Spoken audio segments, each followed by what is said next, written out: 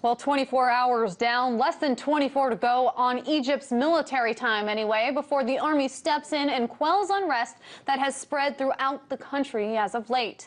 However, President Mohamed Morsi rejected that ultimatum. Meanwhile, the protests continue. You are looking at live pictures of the massive protests that continued in Tahrir Square throughout last night and into today, and as you can see, tonight. Protesters are demanding for Morsi to immediately step down and make way for new elections.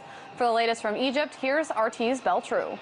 Amid growing tensions across the country on the third day of nationwide protests against the president, the Muslim Brotherhood, the Islamist group that the president hails from, released a statement saying they expect imminent attacks on Tahrir Square and Presidential Palace, which is witnessing anti-government demonstrations right now.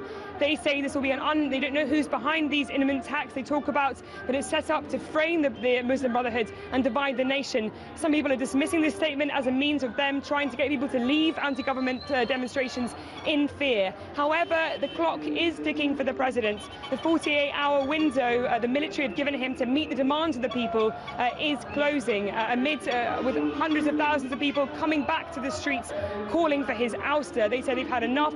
The president is unable to rule. They've seen no change in the last year and they're staying put until he resigns. The president appears to be losing support from within his own administration. We've already had 5 ministers resign in the last few days, and today 2 presidential spokespersons and the spokesperson to the cabinet have also resigned.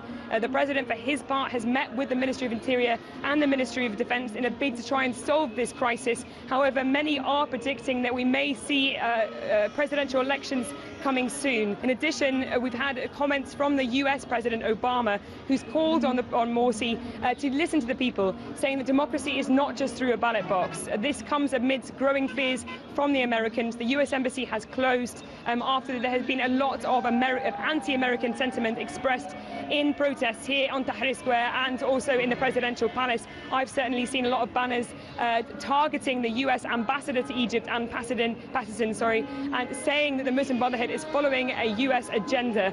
What's happening right now is a severely divided Egypt with tensions rising and expected violence on the horizon. That was RT's Beltrou in Cairo.